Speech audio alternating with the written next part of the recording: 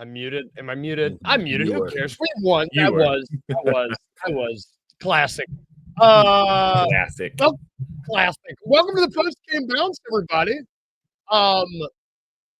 The Grizzlies won. I still have the song in my ear. Are you hearing the song, Rusty, or am I crazy? Mm-mm. No, I'm good on my end. It must just be you, Luke. It's gone. Cool. We're good now. I was like, I just hear the song play. Par for the course, though, man. That was like this is the first post-game bounce I've had that's been a victory. So it makes sense that everything feels weird. Yeah. It's like How I don't are know what you? to do with my hands. Yeah, I don't know what to do with my hands. I don't know what to do with my ears. I don't know what the Grizzlies won. And is it safe to call that boring? That was the ultimate pillow fight. It was two teams who wanted to lose that basketball game. You had fake tough Klay Thompson out there taking shots from like the Fort Worth area, especially there at the end of the game. Like I don't know what he's thinking from the time stripe so early. Like you had plenty of time left. I don't know. I'm not mad. I'll take it. Same. But it was just a weird night, right? No Ja, no Jaren. We got the bad news of Ty Jerome. So we were just all kind of needing some basketball to kind of heal from what we had heard. And then that's what we got. That game is what we got. That game is what we got. The Lord. one, and that you didn't even mention that we also ended up being without Jock Landale like halfway through the game. I really was like, oh my God. I don't even care what product we got on the floor as long as we won at that point. I was like, and I mean, I guess we should let's get some of the highlights really quick. Who was the leading scorer of this game? We had Santi Aldama. Wayno's favorite player. My guy continues to hoop in this offense. He's breaking out the Santi jersey tonight. Got to represent because Santi's our leading scorer, 20 points, 53% from the field. 8 rebounds, had himself another night. Wayno, you're going to have to find somebody else to hate because Santi has been playing better and better and better, especially with John Jaren being out. We need somebody to step up, and it's been one Santiago Aldama. Yeah, and you know what? Speaking of stepping up, I also think we need to talk about Vince Williams Jr. because we were talking in our group chat, like the dude is just kind of he has turned into a proper between him and Kim Spencer. The point we're missing 4 point guards, and we've got guys stepping up, and it's awesome. It's awesome. I mean, like Vince was what 10 points, 10 rebounds, 5 assists. Yeah, I mean, and was John with, and just kind of like had John with Klay had control of the Psycho was back. Vince was back. And he's been missed because we don't have that Psycho. We had that in Vince when his rookie year, his first year with the Grizzlies, during the injury plagued year, he was cutting off your favorite player's water, grinning about it, having a big time. We haven't seen that because he basically blew up his ankle last year. It was not healthy, and now that he's healthy, we thought he was out of position, but apparently he's in position as a point guard, and he continues to hoop and play at a high level. Vince had a night tonight. That little behind the back, under the goal dish. I mean, what are we doing here, man? Vince is finally healthy, as Edward says here in the comments. Thank y'all for being here in the comments. Appreciate it. Like Kenny said, Bluff City Media says there, y'all hit that like button while you're here. It helps us. We appreciate it. It moves us up in the algorithm, does a lot for us. Vince continued to hoop. I tell you who else has just been absolutely and he kind of flies on the radar because Vince has been so good. And Zack Edey being back has been a massive difference maker. I do want to talk about Edey here in a minute. Yeah, yes. But you got to give props to Cam Spencer, who's shooting damn near 75% from 3. Tonight, 3 of 5 from beyond the arc, 17 points, 4 rebounds, 5 assists. He had a clutch, like sidestep 3 a la Desmond Bain, I might say, late in that game, late in the fourth quarter, where he kind of hit that crossover, got PJ Washington on some skates. He hit that sidestep and then hit the 3 from the elbow. And it was like, all right, yeah, we got us a shooter in that one. He also, like, because I think it was at the 4, right? I mean, it felt like Cam played most of the fourth. He was playing point guard. He was running the point in the clutch for like the entire last 5 minutes, and that's because Vince was in foul trouble. Like not only was he he not only was he and he was letting the crowd know, man, I love watching him jaw. Every shot he made, he would just look out at the crowd and just like, yeah. Katie, known ball knower, knew something on that Tuesday night last year. Absolutely. Yep. He's in. Well, let's put this up here. Yeah. Where is it? There we go. So I did have a theory about Vince, and it was that I don't think we knew what to do with Vince, right? Like he's kind of a tweener. He's not really a true true wing player, not really a shooting guard. I didn't know. My theory was we didn't know what to do with Vince because he was such a tweener. Turns out Vince is a point guard. I'm not saying he needs to be replacing John Morant when we're fully healthy. I think Scottie Pippen's going to get some minutes there. But what if there's a world, much like Sane said this week on his show, where you've got Ja, Vince, and Cedric Coward on the floor at the same time? That's going to take some pressure off of Ja as a facilitator and getting the game going, getting the offense going, because Vince is clearly comfortable in that role. Then you have the ability for Ja to move around and find holes in the defense, to be open for a pass from Vince. You've got Cedric can move around and has another person that can get in the ball. I really, really like Vince in the point guard position. He was not healthy last year, so we kind of lost a year. But now that we've got him back, I think we found this out. And I'm not sitting here saying that I thought he was a point guard. I just thought we didn't know what to do with him. I thought he was out of position. It turns out he was out of position because he's meant to be a backup point guard in this offense. And so, I mean, Vince Williams Jr. is a good backup point guard. Like, because of our terrible injury luck, it forced him to play what we thought was out of position by necessity, and it turns out that he's flourishing. He's just playing so stinking good at the backup point guard. Do you think so? Yeah, Wayno. Do you think this is you think Scottie Pippen sweating his jocks? I mean, it does. Yeah. I thought that we were gonna we could replace Scottie Pippen Jr. Once again, kind of in the aggregate with Javon Small, with Cam Spencer. I was wrong. We can replace Scottie Pippen Jr. with Vince Williams Jr., who plays impeccable defense. I like Scottie Pippen Jr. I'm not trying to get him off this team. I was called a hater last year because I didn't want to sign him to the full deal, and I did. Wanted to wait. That was always my stance. It's still my stance. But I think that it does make Scottie Pippen Jr. an enticing expendable piece, as Jared says, simply because there is such a need for point guards in this league. And if you can turn Scottie Pippen Jr. into some stuff and you get to keep Vince Williams Jr. in the way he's been playing, maybe get some picks back, maybe get some, use him as a part of a trade to get somebody, that may be what Vince is doing. Yep. And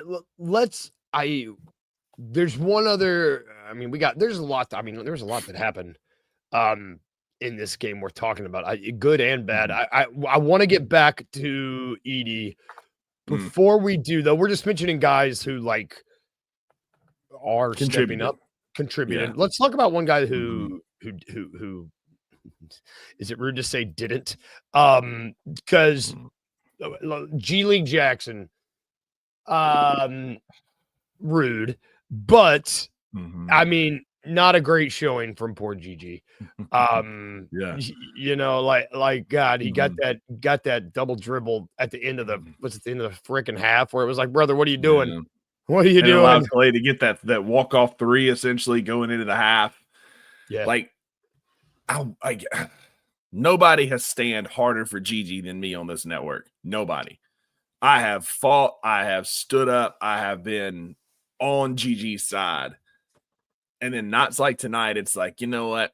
I see why there's not a lot of trust in GG right now. I see why GG's not getting a lot of minutes right now, just because of the product on the court, right? Like he has flashes. He had a great couple shots early in his play tonight.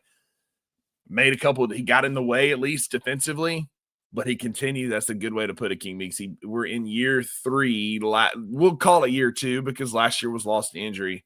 But my boy, he just continues to play like a 19, 20-year-old kid. And I love GG. I think there is something there. I think GG is truly a special basketball player. But buddy, you got to show it at some point. Yep. And we're just getting to the point where it's It's like, man, this game and even the Kings game, it's like these are the games where you can really show it. Yeah, you can really show what you can do. And yeah, it's like what he showed tonight was that he turned the ball over and then he got his ass yanked. And like Paris said a few minutes ago, like we're 6-0 against teams under 500. We're 0-11 on the season against teams with a winning record. So like, got to show some stuff before we start talking about trading folks and moving folks. But GG and SPJ might be on the shorter list of people that I would attach in some trades. Yeah, no, I mean, no question. And it's easy to say that too because they're not playing a lot right now. Yeah, you know, like, and it's. But honestly, we got a long way to go before we start talking about trades. Trade deadlines in February. Who knows this? Like what the front office is. We're slow rolling Ty Jerome back. I'm not saying the tank is in, but I'm saying it's fishy. That's an interesting development. You know, I've said on record a few times, like I didn't think it was that big of a deal. He was rehabbing immediately. Like I thought that he'd be back sooner, but they're keeping him out for one reason or another. We're not privy to that. I don't know. I'm not asking questions, you know, whatever. But what happened tonight was a good in the mud win. Brevin Knight was on one on the mic tonight. He called Klay Thompson soft, pulled his man card, said that he's basically called him fake tough, like he's never been an enforcer, will never be an enforcer. What are you doing, Klay? Nobody believes you. And nobody did. He's strutting around like, you know, I'm the man here, you know, what are you talking crap to me? Like, bro, we know you. We know who you are. You are weak as well water. Like, we know exactly who you are. But it didn't even look like the Mavericks his teammates were like, bro. Even his teammates knew, like, bro, like, what are you doing? Go sit down. But then BK, like, in his infinite wisdom, was like, this is an old school Grizz grain. We're in the mud, grit and grind. Yep. Somebody get Zach Randolph out there. And that's what this game was. You had to win ugly, right? Right now, we're not winning a ton of games. So you got to win ugly sometimes. I think this game showed me a lot. When your shooting splits are 40, 25, and 83, and you can still find a way to win by 6, this is a gritty, ugly, muddy type win.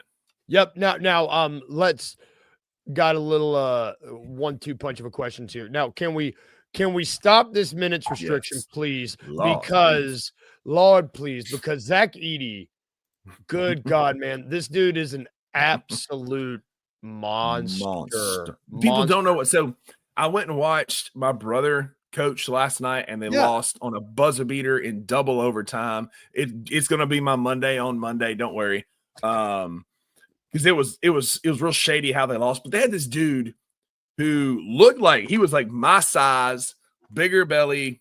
Shocking, I know, but a bigger belly, big dude. He's playing high school basketball with a full goatee, and was just out there bodying people. Just a monster, a man amongst boys. And that's what Zack Edey is right now. Like Cordy Springer, shout out. Got to get more touches for Zack Edey. Took the words right out of my mouth. He is playing incredible basketball.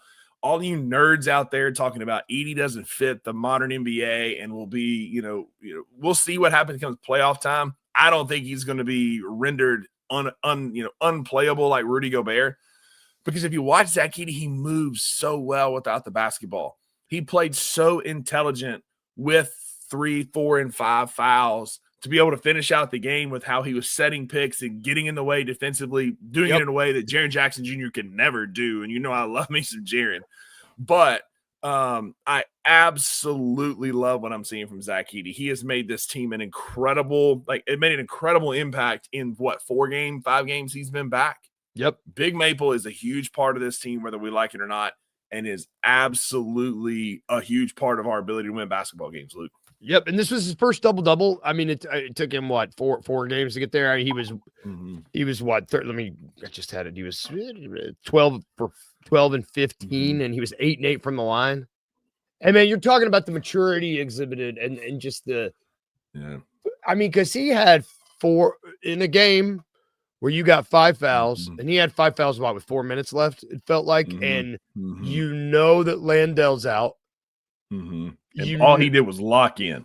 All he did was lock in. Like that's the IQ, like that alone tells me that he is going to be able to like.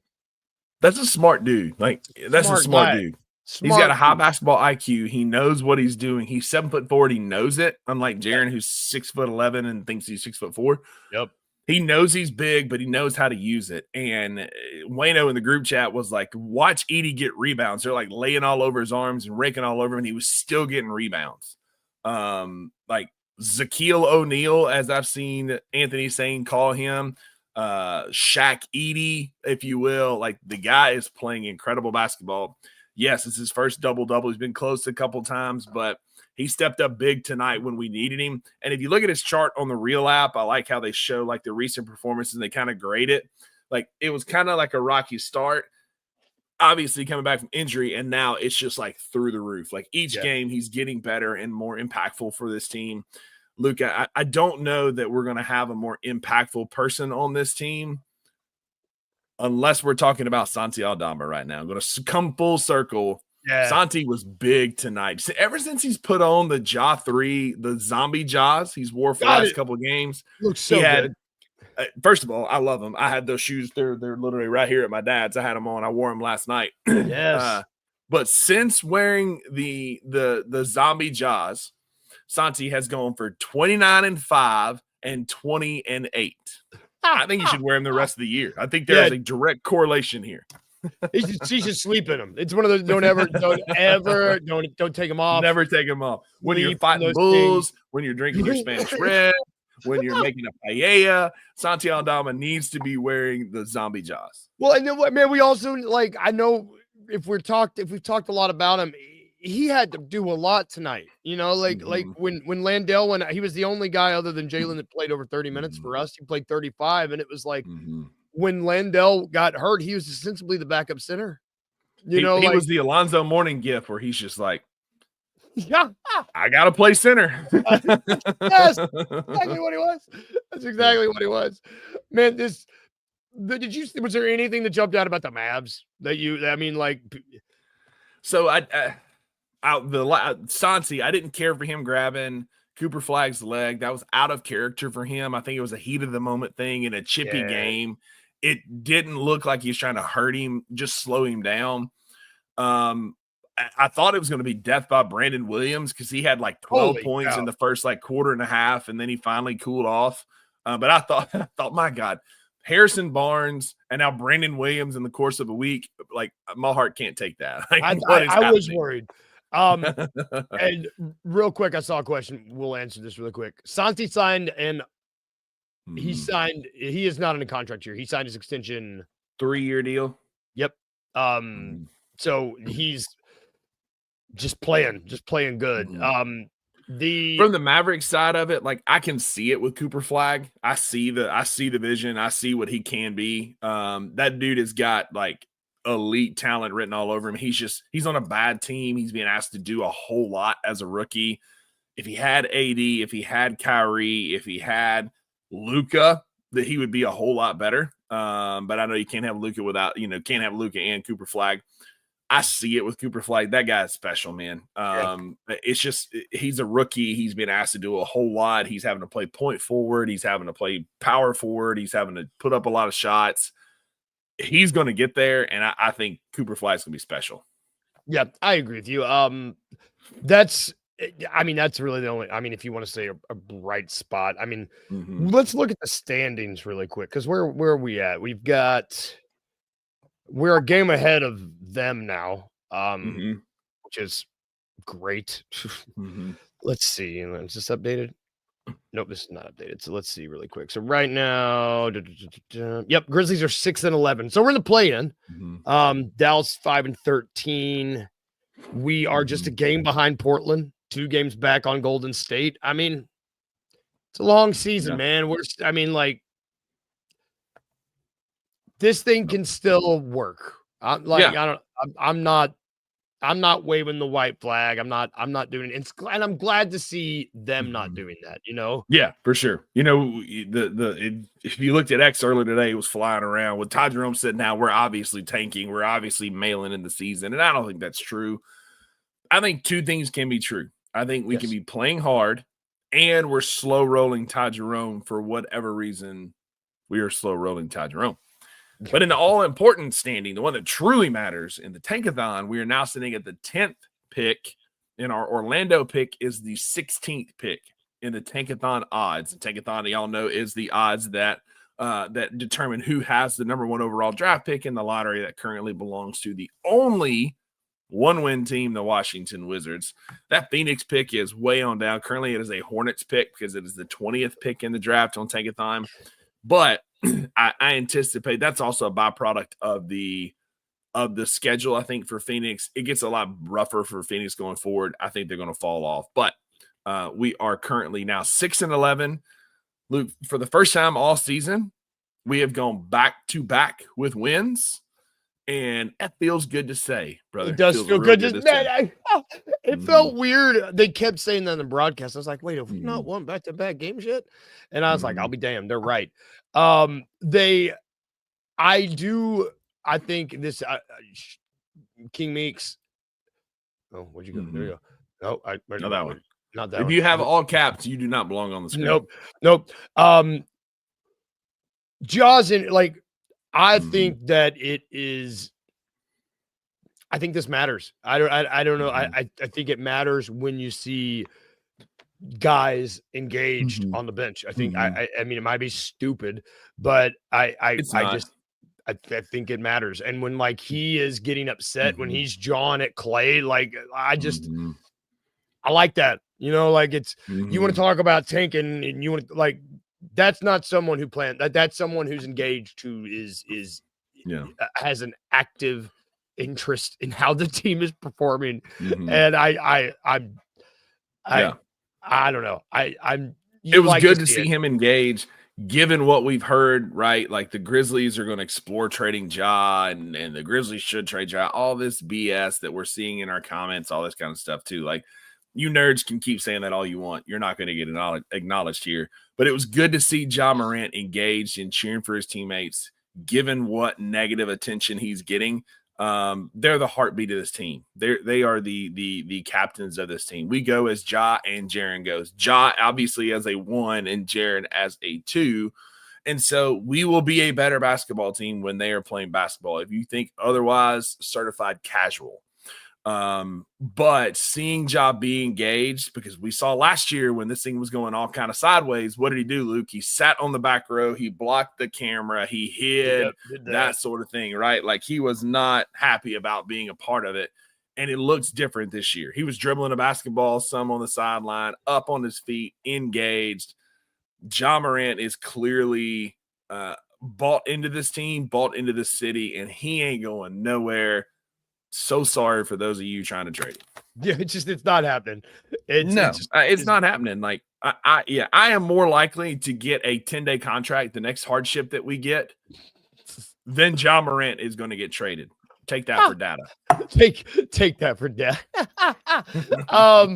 The Grizzlies, we do play again on Monday. Looking ahead, we've got Denver.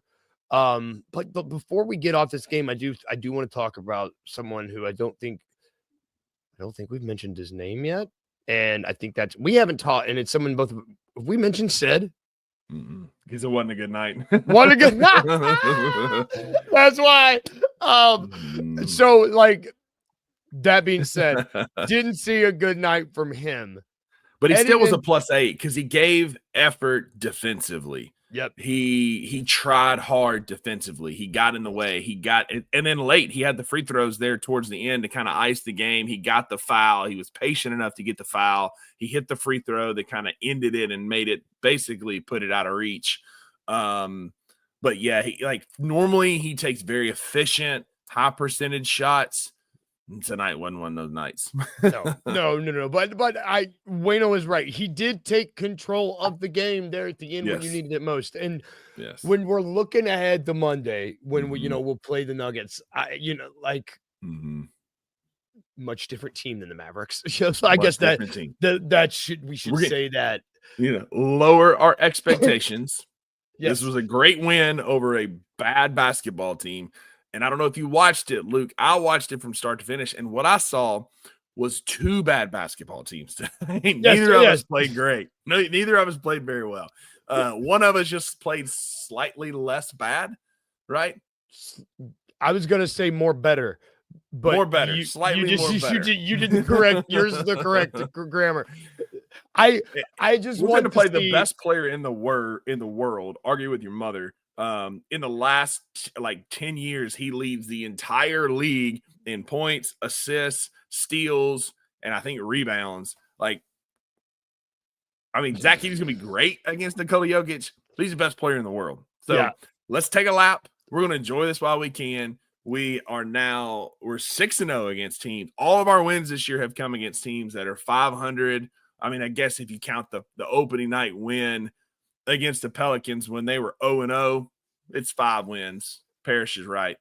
But let's enjoy. Let's take a picture of your lap. Right now, in the midst of what we've been in, we are now 2-0 on this weekend. We've won the last 2 games. Yep. We're going streaking, and not the good kind, but we're going streaking. I guess it is a good kind. We're going streaking, and let's enjoy it while we can. I'm with you. And I don't want to harp on anything negative. This is the question that is there a reason why they always say 6 to 9 weeks? Is that just a big enough window where they can be like, it encompasses a lot? Because I mean, get out of here, Bluff City. But Kenny, I heard 6-7 at that high school basketball game last night, so many times. And I'm just like, I don't know what this means, but it's being forced upon me and I don't care for it. It's just, again, I don't think, and we're not tanking. So we're not, I don't think that's the case, but we are slow rolling injuries for a reason. I don't know what that reason is. I don't know, because given what we saw from Ty Jerome, in my medical opinion, I am a sports physical therapist. I have been for the last 12 years, worked with athletes, particularly barbell athletes, but I've worked with a lot of athletes in my career. It looked like Ty Jerome was on track to come back pretty quick. He was on the Ultra G the next week. He's been dribbling. He's been doing some shooting drills. And so I was a bit taken aback today with the news. I thought, he'd be playing by the end of the year. Yeah. Now we're going to have to wait probably till the end of January. And so I don't know what the case is. Clearly those guys are paid the big bucks by the Grizzlies. Hey, shout out Memphis. If you need a PT, I'm open to the conversation. I'll put it that way. But I was a little bit taken aback. I thought we'd have him back pretty soon. Shout out to Parrish. He's been in the comments here. Parrish tweeted out some timelines that I needed to see just to kind of help me kind of wrap my head around it. And so I'm sure everybody saw these, because if not, you need to make sure you're following Parrish on X. But John Morant will be reevaluated on 12-1. Javon Small on 12-6. BC is expected to return between 12/23 and January 13th. Ty Jerome return between January the 3rd and January 24th. And Scottie Pippen Jr. will be reevaluated on the 13th. So that's our timelines. That's what we got. They'll all be here before the trade deadline. And we'll see what we've got.